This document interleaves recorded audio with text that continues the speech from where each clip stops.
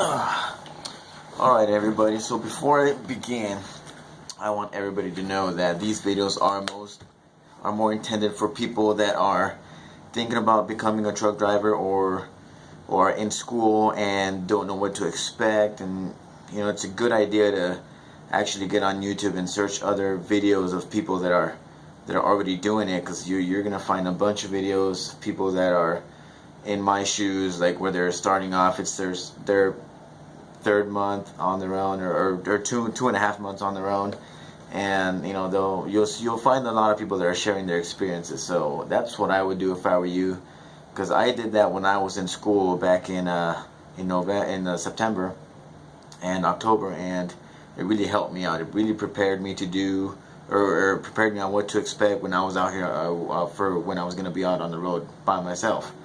So just make sure that you educate yourself as much as you can. Watch as many videos, even if it's a video about backing up a tractor trailer or parking it, or just anything anything that you can find that's tractor trailer related and over the road related. Then I strongly suggest that you go out of your way to make some time to watch those videos, because you'll be doing yourself a huge favor. So I guess I want to talk about vehicle maintenance, and maybe even the kind of vehicle you'd be getting when you come out here. A lot of these big companies will say, yeah, we have usually Freightliners that are less than 2 years old, 2.5 at most.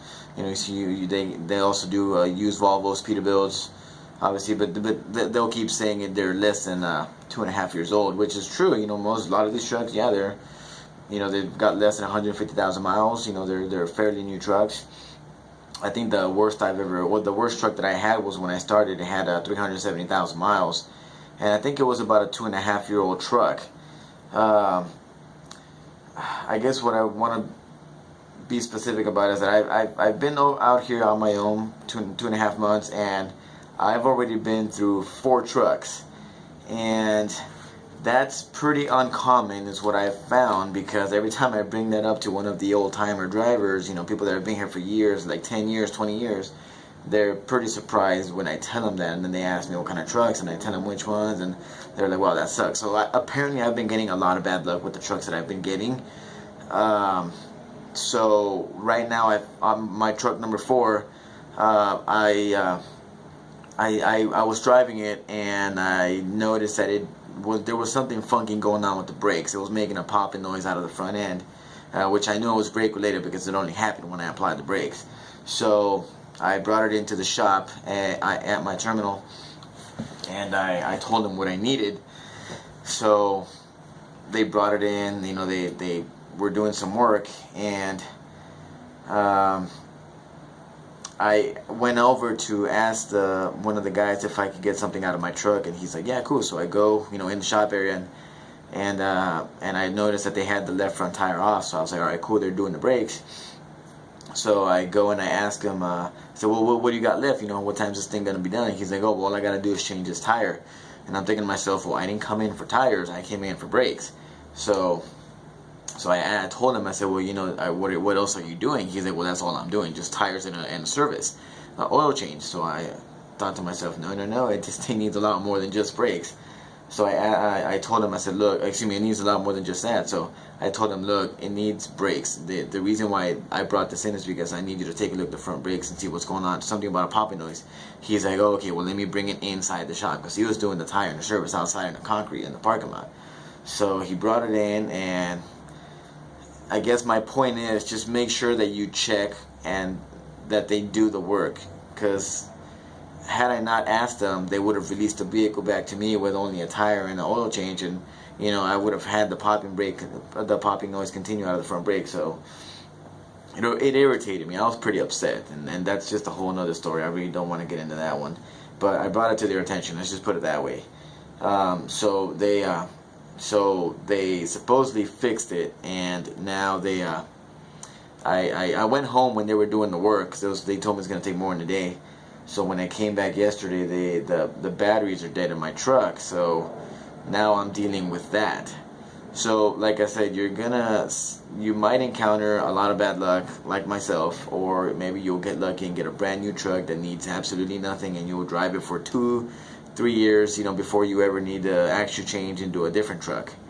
So just anticipate that every job has its ups and downs, no matter if you're working in concrete, if you're working at a retail store, if you're in sales, if you're a truck driver. Every job has its ups and downs. So right now, that's what I'm dealing with.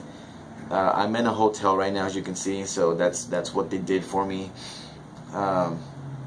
which is, it's fine. But I mean, obviously, I'm not. It's all about it's all about driving. That's how we make our money. We get paid by the mile, not by the hour, unless you're a local driver, and sure as fuck not sitting in a hotel. So just make sure that you check and that make sure that they do the work. I don't know if they can give you paperwork saying the work was done, but that's what I'm gonna ask for tomorrow when I go back to pick up my truck. So I guess, yeah, just make sure that you check with the shops and make sure that they do the work. I guess that's pretty much it. I just wanted to kind of give you an idea of what's going on, and give you some insight on that part of the gig.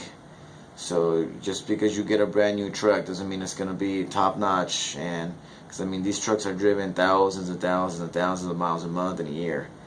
So they're put through the grinder. Is all I can say. So yeah, the level of stress gets really tested on these trucks. So just make sure you always do your pre-trips like you do, like you're supposed to, and check the oil, especially if you got a Cummins, because those things will go through oil like crazy.